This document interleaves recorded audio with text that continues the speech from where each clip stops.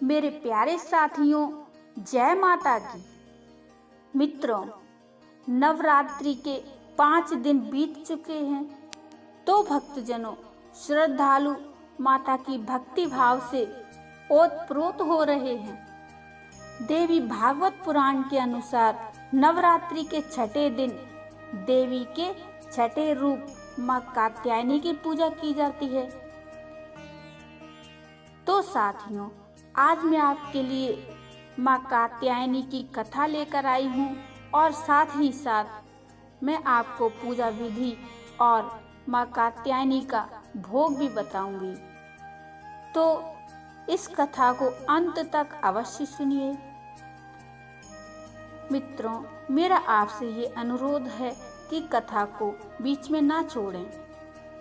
माता की कथा को बीच में छोड़ा नहीं जाता। मां कात्यायनी को महिषासुर मर्दिनी भी कहा जाता है।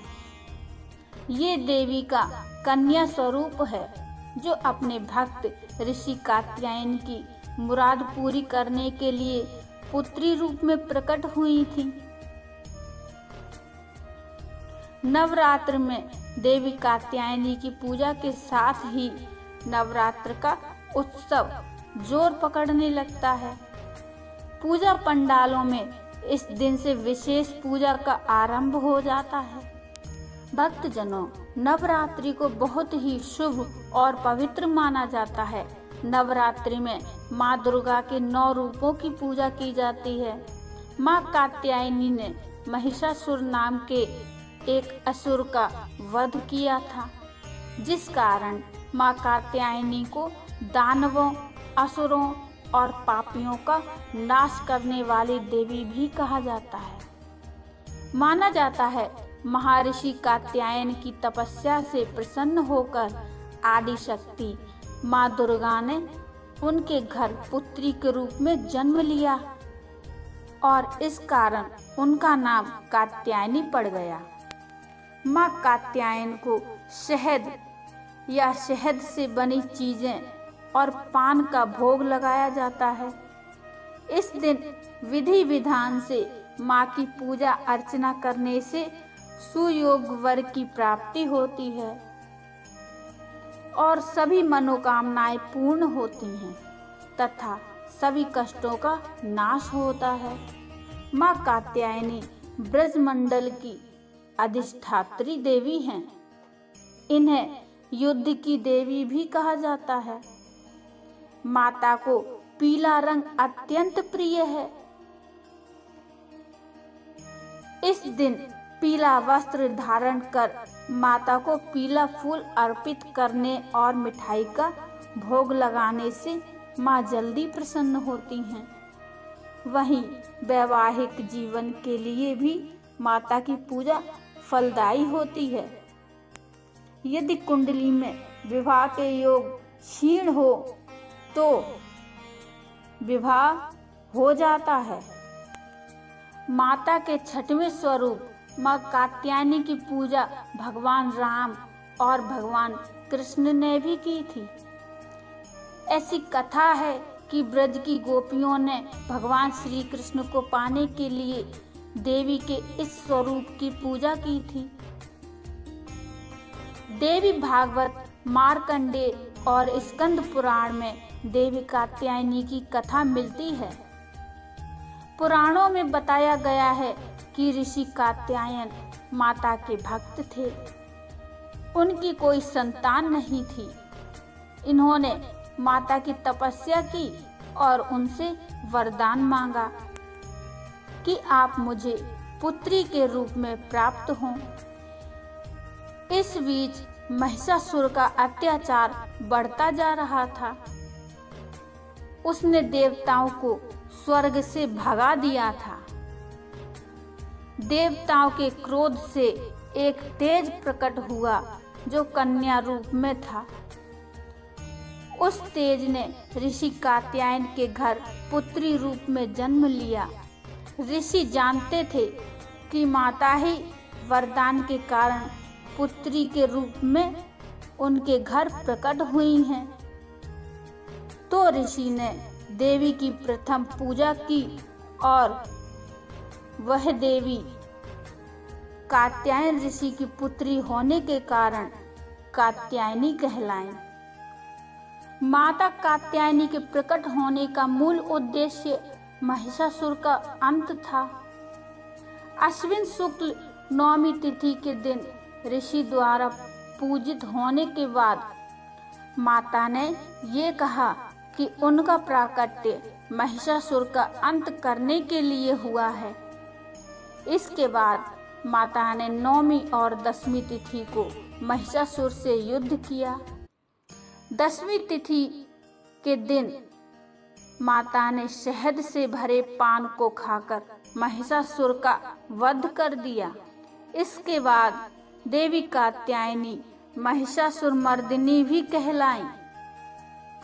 माता के स्वरूप की बात करें तो मां कात्यायनी देवी का रूप बहुत आकर्षक है। माता का स्वरूप अत्यंत भव्य और दिव्य है। इनका शरीर सोने की तरह चमकीला है। इनकी 4 भुजाएं हैं। दाईं तरफ की ऊपर वाली भुजा अभय मुद्रा में है तथा नीचे वाला हाथ वर मुद्रा में है। मां के बाईं तरफ के ऊपर वाले हाथ में तलवार है व नीचे वाले हाथ में कमल का फूल सुशोभित है। मां कात्यायनी का वाहन सिंह है। मां कात्यायनी अमोघ फलदायिनी है। इस दिन साधक का मन आज्ञा चक्र में स्थित रहता है। योग साधना में इस आज्ञा चक्र का अत्यंत महत्वपूर्ण स्थान है। इस दिन जातक का मन आज्ञा चक्र में स्थित होने के कारण मां कात्यायनी के सहज रूप से दर्शन प्राप्त होते हैं। साधक इस लोक में रहते हुए अलौकिक तेज से युक्त रहता है। भक्तजनों, आइए जानते हैं मां कात्यायनी की पूजा विधि। देवी कात्यायनी की पूजा करते समय नारियल, कलश, गंगा जल, कलावा, रोली, चावल, चुन्नी, शहद, अगरबत्ती, धूप, दिया और घी आदि का प्रयोग करना चाहिए। सबसे पहले सुबह जल्दी उठकर स्नान आदि से निवृत्त हो जाएं और फिर साफ स्वच्छ वस्त्र धारण कर लें। मां की प्रतिमा को शुद्ध जल या गंगा जल से स्नान कराएं। मां को पीले रंग के वस्त्र अर्पित करें।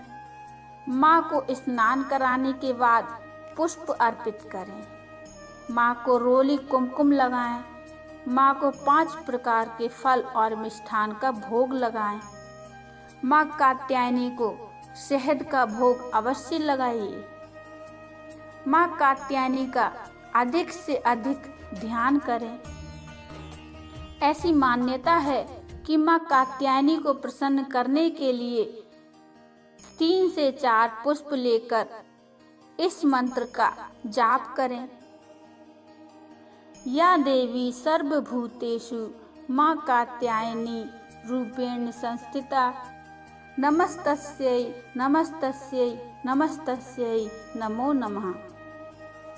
मंत्र जप करने के बाद माता को पुष्प अर्पित करना चाहिए। भक्तजनों, ये थी नवरात्रि के 6वें दिन मां कात्यायनी की पावन कथा। साथियों, इस कथा को आपने बड़ी ही श्रद्धा से सुना, इसके लिए आपकी सभी मुरादें पूरी हों। मित्रों, यदि आपको ये कथा अच्छी लगी हो और पसंद आई हो तो कृपया कमेंट में जय माता दी जरूर लिख दीजिए और लाइक करिए। चैनल को सब्सक्राइब कर लीजिए और बेल आइकन को जरूर दबाइए। तो मिलते हैं नवरात्रि के 7वें दिन की कथा को लेकर। तब तक के लिए जय माता दी।